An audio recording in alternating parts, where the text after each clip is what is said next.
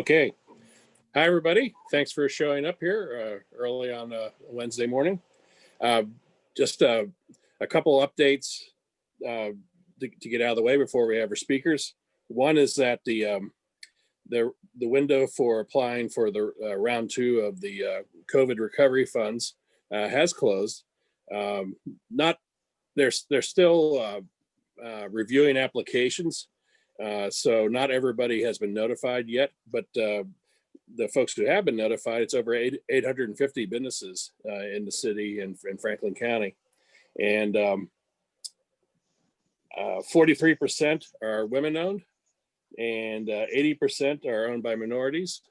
So I think this has been a good program, and we'll see what the final numbers look like here probably in a few weeks. And I think there'll be more, and folks, the businesses are getting technical assistance as well as cash. So from these different entrepreneur support organizations that are involved with the project. So that's all good. Will there be other funds, and things I don't know yet. We'll pass it on, when we know that. Another topic, just real quick, letting you know, if anybody wants to join PAMA, if you join anytime from now, you'll get a membership up through the end of 2021. So you can get those extra months for free here at the end of 2020, if you're so inclined. I'll be updating the website shortly with the new application form for 2021. So I want to make folks aware of that. Also in November, we won't be having this morning meeting because we have our annual meeting. And that'll be, I know folks are working on the planning. I believe it's set for the 12th at this point, but I'm not sure. Looks like Kathy stepped out for a second, but maybe she can update us, on that. Anyway, that'll be coming up and we'll get more information out to you. Brian, did you want to mention anything about your upcoming event and some of the stuff that you're doing? Sure. This year we were planning on having the 6th annual event for the Parsons Avenue Redevelopment Corporation, but of course, in light of COVID, we've gone virtual. And so we'll be having an event pre-recorded and virtual on October 29th. And so sponsors and attendees, I use the term very loosely, we'll get a link to the pre-recorded video that we'll have. And then in a little while after that, we'll release it to the general public. But we're going to try to run it just like normal. So we have an annual award that we present to one of our key partner of the year. We have a keynote discussion where we have artist and attorney Mecca Don, the CEO of Warhol and Wall Street, creative marketing firm Yogi Terrell, and Dr. Ray Bignall from NCH in Ohio State. And so we've discussed sort of the intersection of COVID-19 and Black Lives Matter. And so I think it's actually we've already filmed it. It was a really good, exciting conversation. And I look forward to sharing it with everybody here. So if you want more information, you can go to parsonsavenue.org/annual event, or just go to the main page and you follow the links. That's cool. It. Thank you, Brian. Thanks, Bob. Kathy was in briefly, but I don't see her right now. Can't you hear me? Hey, did you want to say anything about the annual meeting? No, I mean, the date's correct. It's going to be a 1-hour meeting. It's not going to be an extended meeting. We hope to have it be a hybrid meeting, so anyone who wants to show up in person can, fully socially distanced and masked, but also live streamed. So the venue is still an open question, so stay tuned. Okay. I can help with the venue if the library or something isn't available. I don't mind. Thank you, Aaron. And there are elections, and Aaron and Cassandra are our elections committee. So we'll be getting that out to members and stakeholders. Cool. I don't know if there are any other announcements. Otherwise, we can dive into our speakers here, starting with Kayla. Any other announcements? Kayla, why don't you go ahead, and she'll be talking about issue 1. Great. Thank you so much, Bob. Good morning, PAMA friends. I wish we could see each other in person. I feel like I haven't seen so many of you in, well, months. I'm going to share my screen really quickly, if that's possible here. Give me 1 second. There we go. So Bob, thank you for the introduction. If we have not met, my name's Kayla Merchant, and I am with the Yes for Issue 1 campaign. You may have gotten some mailers recently through USPS over the last week or so, but basically what Issue 1 is and why we are advocating for it is community choice aggregation. So aggregation kind of sounds like a big scary word or an aggressive word, but it's actually a really good thing. So essentially what that means is that the city, if we pass this ballot initiative in November, will have the ability to go in and shop for the best energy rates possible for us. That will still be done through AEP. So the provider is not going to change. Nothing will change on the electric bills if it does pass. The big difference here is that it's going to be 100% renewable energy by 2022 if we pass this.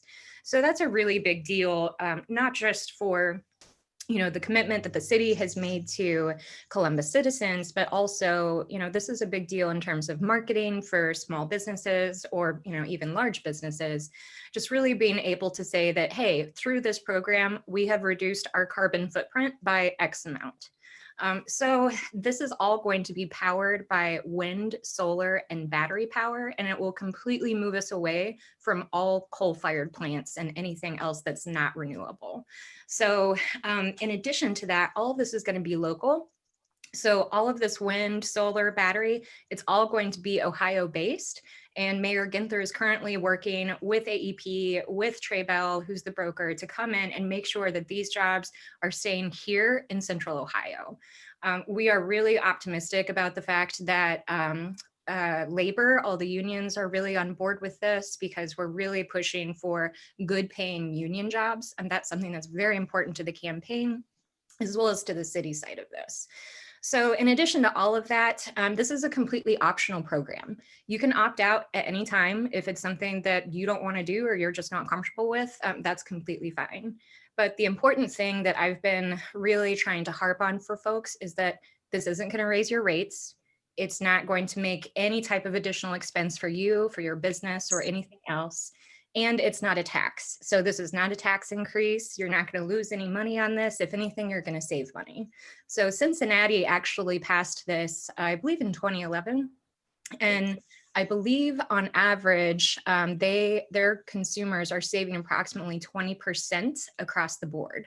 So it's been some really interesting data that we've been seeing coming out of not just Cincinnati, but some of the other communities in Ohio that have pursued community choice aggregation. I believe all told, there are between 300 and 400 different cities, villages, townships, et cetera, that have chosen aggregation.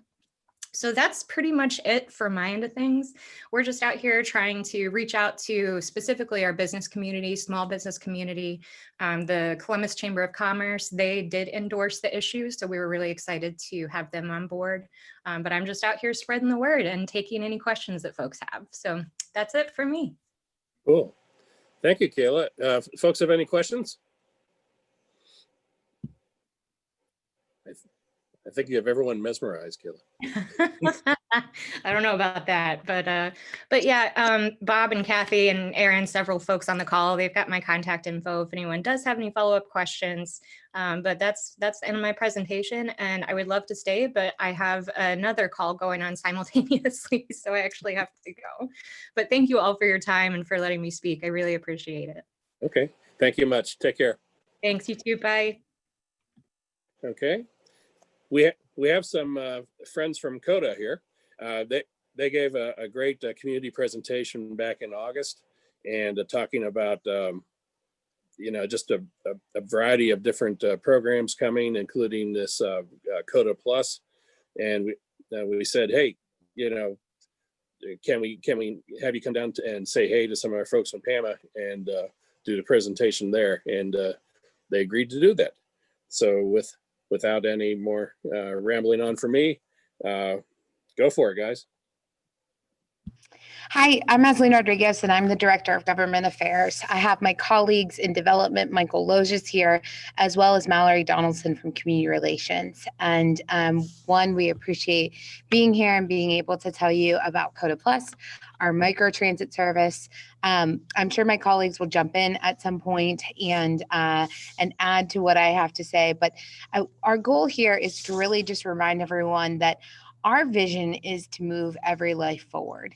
And what that meant in 2019 is that we moved 61,000 folks. We had 61,000 daily trips, 19 million annual trips, and we have over 700 operators. And in 2020, COVID happened. So on March 19th, we suspended fares. They've been suspended since March 19th. We put in mandatory mask requirement prior to the state requiring them.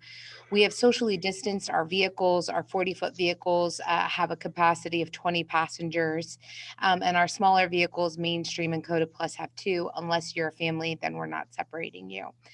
What this has really forced us to do is get very dynamic. What does that mean? Well, that means if a bus is at capacity with 20 people, we don't want to leave the other folks at those stops stranded. So we're sending vehicles behind there to do what we call a street sweep and to get people to their destination without significant delays. This also means that we have really hyper-focused on people first. So we, like many of the major transportation agencies, think planes, trains, automobiles, had to think about, okay, how do we up our game in terms of cleaning our vehicles? So we enlisted an antimicrobial solution, or we've applied an antimicrobial solution to our vehicles and increased our daily cleanings. We've supported the community by providing over 21,000 masks, thanks to Mallory and her team of 1 herself, getting those out to our NPOs, as well as 16,000 meals delivered during this time. One of the things I think is probably the most innovative was that we thought about our vehicles not as a mode of transportation, but actually as a hotspot. So we partnered with Columbus City Schools and COSI to be there when lunches were being delivered. We turned our vehicle into a hotspot so students could have Wi-Fi access, download the science curriculum that COSI had presented, and that was very successful. So what does that mean? Much like everyone here, we had to react to COVID. None of us saw it coming, or maybe some people did, but I think that's a small percentage. So we had to respond to it. And that meant exactly what I just told you: masks, social distancing, reduced our routes. But then we were at a decision point. Are we going to rebuild, or are we going to reinvent? And COTA is taking the latter. We're going to reinvent. And so that means that we've got to get creative in how we deliver service. We need to look at our lines. Are they productive? Are they serving our riders as best they can? So I'm going to talk about 3 C's here. First is corridors. I like to say, if you overlay a heart in this little image, these are the arteries. So we're looking at doing bus rapid transit. If you've experienced the CMAX, that is a bus rapid transit line for us. So we're looking at the east-west corridor, which is going to either be Broad Street or Main Street. That has not been identified. We're working with the city and MORPC to do these corridor studies to make sure that, and we're expecting 1 million more people by 2050. And so we have to be acting now to make sure we can move people as efficiently as possible. So corridors are critical. The next, and the reason we're here, is to talk about COTA Plus. So COTA Plus is our microtransit service. We launched a year ago, or a year or more ago, in Grove City. We recently launched it in Westerville, and we have an on-demand service happening in the Northeast quadrant due to COVID. So this is a real-time app on demand, so you can download right now COTA Plus. But if you do not have a smartphone, you don't have to have a smartphone to be a part of this service. You can call our customer care line. The goal is that you wait less than 15 minutes when you call it, and it's a point-to-point service. So wherever you're at right now, you could call COTA Plus as long as you're in the zone. They will come and pick you up as close to your spot as possible, and then they will take you to your destination. So let's say your destination is to go to the grocery store. As long as it's in the zone and there is a Kroger in the zone, they will take you to that Kroger and back to your house. So you're going to say, how much does it cost? I'm going to get there. 1 second. This is what the vehicle looks like. This is not the full fleet. Some of them sort of look like shuttle vans that you might see at the airport. They do come equipped with a wheelchair lift, not all of them, but the goal is that our fleet that's going to be in the Southside zone will have enough that when somebody requests a vehicle that is wheelchair accessible, that they have it again in that 15-minute time zone. This is what the app looks like. So when you download the app, you'll log in, you'll sign up, you'll log in. If you've used Uber or Lyft or you've used Yellow Cab, you will be familiar with how this process works. So this is an example. This is actually Grove City. The zone has expanded, but this was the zone that they selected, and that little hourglass shape, if you will. Pre-pandemic, if you wanted to take a COTA Plus to a location at no cost, you would be at a bus stop. So if you were at a bus stop in this zone, and this will be the case once we bring fares back, you can request the COTA Plus and it will take you to your final destination at no cost. But you have to be at a COTA stop. If you are at your home and you want to go to the grocery store or a doctor's appointment within the zone, it will cost you.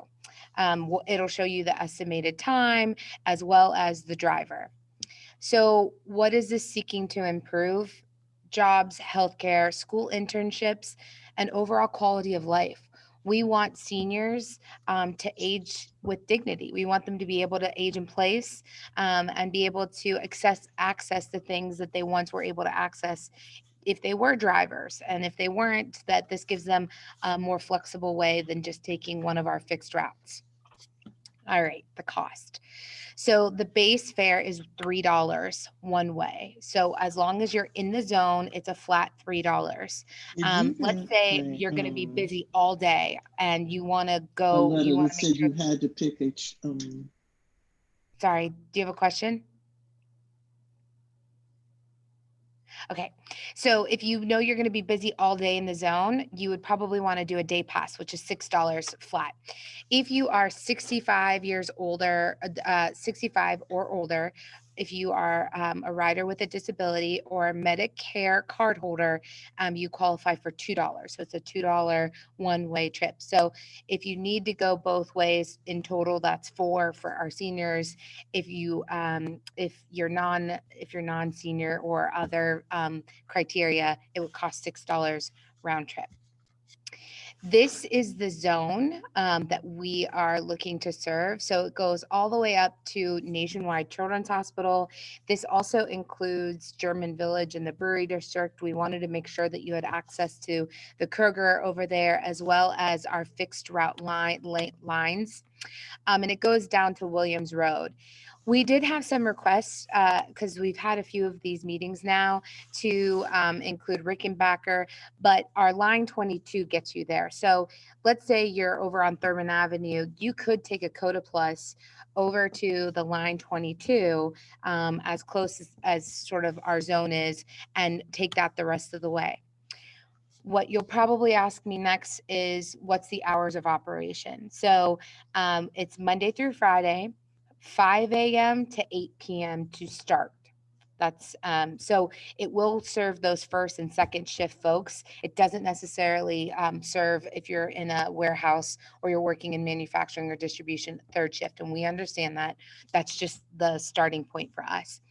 The other notable thing is that community members said, I really want weekend service. We really want weekend service.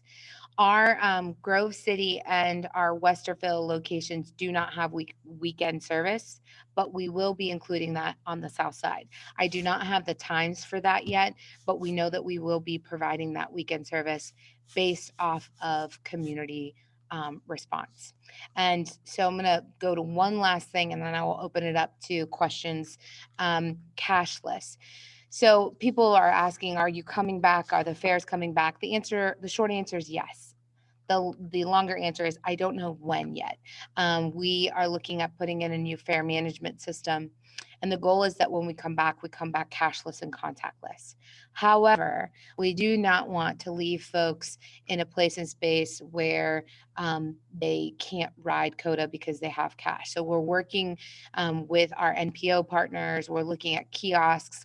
We're looking at working with Dollar Trees and Kroger's so that if you have cash, you can get a card, a plastic card, and load your cash at any of the stores you frequent. The other thing I'll say here is that it also, the value of doing this is that it fair caps you. So some people overpay because they lose their paper pass and then they have to pay again. This will allow you, if you're registered, to not lose the money that's on your card, and it will fair cap you for the month so that you do not overspend. Our peers over in Portland found that some people were spending as much as $50 to $100 more than they needed to in a month because they were losing their passes, right? And this is a more equitable way to make sure that folks aren't overspending because they've lost a pass or something like that. So I'm going to go back to this screen. I'm going to take a deep breath and pause and see if any of you have questions.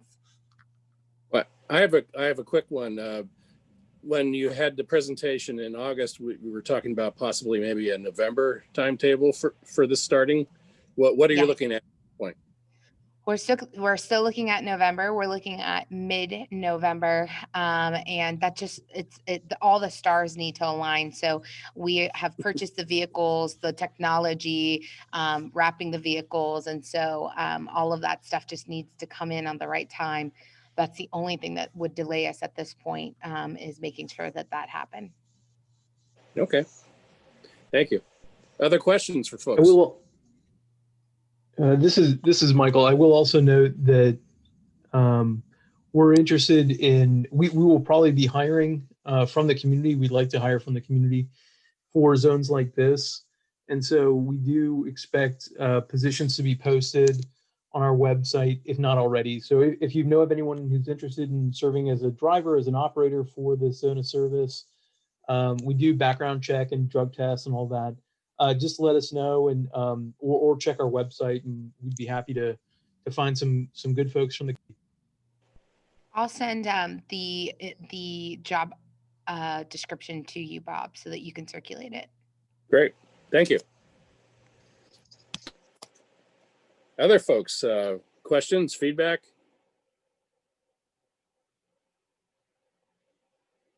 Oh, come on, don't be shy. Anybody? Just like to say thanks.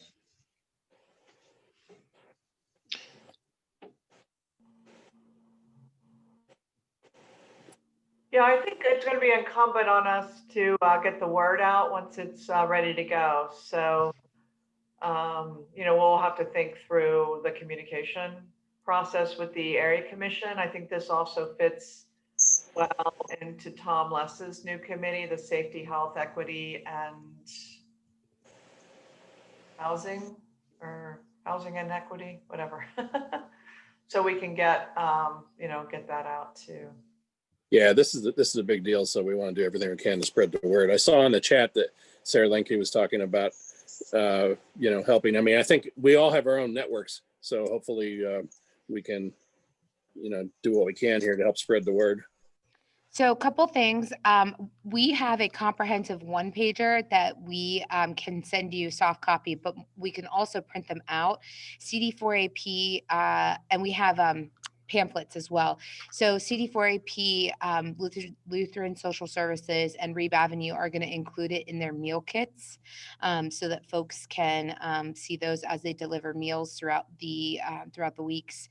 Additionally, we are looking for 2 to 3 community, I'm going to call them influencers. So people who have lived there and thrive there and are willing to put social media. So our marketing team, so we're thinking about getting them jackets that says COTA Plus community sort of liaisons or something like that. Give them some training on COTA Plus so that they can spread the word. So if you or you know somebody who is willing to sort of put your hand up and say, I'm willing to share on social media, I'm willing to be an ambassador. That's what we're calling them, community ambassadors. And then we're going to do a video with our marketing team. We would love that. My goal is to make sure that we do have, I'm going to call it one or two sage community members and one young community member, so that we're hitting demographics here. But if you know somebody, please send us their name. You know the community best, and so we don't want to do it ourselves. We want to ask you guys. Very, very tactfully, sir, phrased, by the way. So I like sage. Sage is a Yes. good word. Sage is a good word. Other discussion points on this, anybody? Anything in particular that you've learned from the other areas, when you've introduced this, that make you think about this a little differently now than when you first started? Or So I'm going to pass this over to Michael in a second, but I will say this: there's a significant difference between this location and the other two. The other two are suburban locations where we're having to teach people how to ride COTA, right? I think the difference here is that community members here interact with COTA. So the Southside community members interact with COTA. I'm not saying in total, but we do think we'll just have a completely different response on the South Side than we do in our other two locations. Michael, what other learnings? Yeah, the only other thing that I'd add to Aslyne's point there is that it really does make a difference, the number of routes and the frequency of those traditional fixed route lines. Those are the lines shown here in blue on this map that also serve the zone of service. So for instance, in Westerville, when we launched, there are only 2 operating lines. The C-Max, as Aslyne mentioned, a highly amenitized bus rapid transit line, and also the line 102, which serves Polaris Parkway and down High Street, North High Street. But they don't come all that frequently. They're 30-minute service.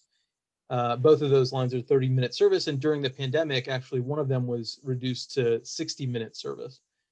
Whereas on the south side here, there are a lot more lines of transit with the 5, the 22, the 4, the 8, and you're very close to other mainstream lines like the 2. Well, actually, the 2 is included in that on Livingston. So there's a lot more connection points there, a lot more opportunities for transfer, and the service is a lot more frequent in this network. So we're hoping that is actually going to help kind of bolster ridership and adoption. But as Aslyne mentioned, the biggest draw for this is that when you use the service to connect to or from a bus stop, it's completely fare free. I mean, there is no cost to you. It's a quick and convenient ride, super responsive. It'll be there in a flash. So that we've really seen, folks kind of gravitate towards. But we're really hoping to find some stellar partners, and I'm sure you all are quite influential in the area, and so we wanted to make sure we're equipping you with the right information and tools. But if you have any questions, feel free to reach out. The few of us put our contact information in the chat. We're happy to answer any questions you might have about the service. And one straight question in terms of the outreach. Have you connected yet with our area commission? Columbus Yes. Southside area? Yes, we have. The other, what I will say that we haven't done, and I is connect as well with the far south side, and so recently made some effort over there to do this as well. So, but we have. So are you on the agenda then for the 27th this month to present or anything? I don't think we are. Let me double check that. I think If it you're should go not- off to the committee first, honestly. Yeah. That's just my opinion. I'm not on the area commission. I guess the only other question, I'm sitting here thinking about the map as you show it, right? Certainly it covers the grocery stores, most of the pharmacies. The only thing that I was thinking about was Marion Road, which has some, decently, number of businesses connecting up to Alum Creek, obviously. So I guess the idea would be if someone was going to a business on Marion Road, they would take a fixed route and then get the last mile piece through COTA Plus. Yes, for right now. Yeah, I do believe Marion Road is included in the zone of service, but we can. Yeah, we can it is. double check that. Yeah, Yeah, It it's is. basically So- from like the Maloney Center east-ish, kind of right. through the middle there, so. Yeah, so what's important to note is that that kind of light blue kind of amoeba, shape. At one point, it looked like a lot like Texas, so it was really easy to say the Texas shape zone. Just so long as the trip starts or ends anywhere I should say starts and ends anywhere within that light blue zone of service, that we can cover. But for instance, if I wanted to take a trip from John Maloney Health Center over to, I'm just going to pick a random location, the Franklin Park Conservatory as a connection, that I wouldn't be able to get a trip on because the one end of the tether is outside the zone of service. But what I would do in that instance is take COTA Plus from the Maloney Health Center to the closest fixed route transit stop that might not be a comfortable walking distance that I know I can get to Franklin Park Conservatory. But that's a good observation. Let us know. I mean, this map is flexible enough. I mean, we've made adjustments after hearing from community members like you all. So if there's anything we're missing, any glaring omission, let us know that, and we can kind of suss that out. And on the west border there, I assume that's basically the edge of the residential Yeah. West Wall Street, right? Because there's a WOTA plan development, affordable housing. Yeah, Earl, I The think. west. it's west of High Street, but just west, so it looks like they'd be covered. Well, I found the CRA doesn't actually go to where these new developments are going in. It stops at Wall Street. So just something to be kind of, aware of, right there. Yeah. That was manufacturing, but some of that's been rezoned. Oh yeah, there's a lot of Essentially the western boundary there, if any of you guys have a map up in front of you, is essentially the railroad tracks that lie just west of Front Street. So there's essentially I would hesitate to say it's like one parcel deep off of Front Street, but essentially that's what it ends up being in a lot of cases. Yeah, so that it's pretty much covers the everything manufacturing areas there, Yeah. but some of which are being rezoned right now. So, Right. Okay, thank you. Sure. Cool. Any other questions that folks have? Going once? Going twice? Well, I mean, if you think of things later, please, let us know and we can help you connect you with the COTA folks. And thank you very much for coming out here and virtually and sharing this information with the folks. It's exciting to see. I remember when you're first talking about the idea of doing this, so it's exciting to see it come to this point and coming to Southside. So we'll do what we can to spread the word. Sure. Let me just I'll say we'll send the one pager. I'll send you the job description. If you would like any sort of actual physical material, so pamphlets or something, please let me know and I will get them out to you, or someone from this team will get them out to you. And then the last is, if you know of anybody you think would be a good community ambassador, is willing to do a little bit of training on COTA Plus and sort of be the voice for it, the community, please send their name and their contact information. We'd love to reach out to them sooner than later. And just thank you. Thank you for allowing us to present today. Sure, thank you. Okay, that ends the the speaker part. Anybody have any other topics? I think Sarah wanted to cover a couple things. Okay. Hi, yes, thank you. I don't feel totally camera ready this morning, so I've had it off. I'm super excited. Just want to say for COTA Plus, because we know that there are at least 30,000 people in this area within the South Side, and while we have great assets, being able to fully connect and access those resources is super important. So really excited for that. Just wanted to reiterate, I think many of you already got emails from me to extend the invite to an employer forum that we're hosting this Friday between 9 and 10:30 a.m. And we host these because we believe that employers need to be a part of the solution for promoting greater economic mobility within the South Side. And so we host them really as an employer to employer session to share strategies and challenges that they face really with recruitment and retention. And we started these before COVID and thought that maybe they'd become irrelevant with COVID. But what we're hearing already is that many of the manufacturers and logistics companies in the South Side are recruiting. They're trying to find talent to come in, and they're having challenges. So we're going to talk about just what are some of those barriers people are facing to working, if they can't work from home, their kids are at home, and talk about resources. So topics will cover childcare, extension learning centers. We'll have COTA to also provide some information on COTA Plus to make sure everyone knows about it.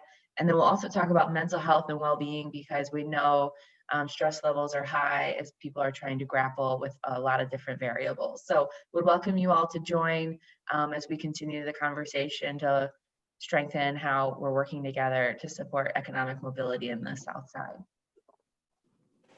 Will you be recording it, Sarah? We probably will, yes. Okay, great, thanks. Thank you much. Other announcements or things folks want to discuss? Anybody? Kathy, do you have anything else? No, I don't think so. I mean, I think we have the usual, make sure you filled out your census, make sure you have a voting plan. We do have, from a business perspective, there is one zoning hearing this month. I have shared the link to the zoning committee meeting with the trustees, but certainly anyone is welcome to listen in. That's for the redevelopment of the Giant Eagle site at 280 East Whittier Street. So you can let me know if you have any questions on that topic. Anything else from the area commission, Bob, you can think of? Nothing else that I can think of that's significant. Certainly for the upcoming stuff, that zoning is the big topic. But we have elections. We do have elections coming up, and so information will be coming out shortly about that. But that's it. All right. Well, thank you everyone for joining. I'll capture the chat, and we'll post that to the YouTube channel and also provide it in the follow-up email that Bob will send out. So cool. Thank you to COTA. Thank you, Brian. Thank you, Sarah. Michaela's left, but thanks to her and Nancy as well for the support you give to the merchants. Thanks, everybody. Take care. Thank you. Bye. Thanks.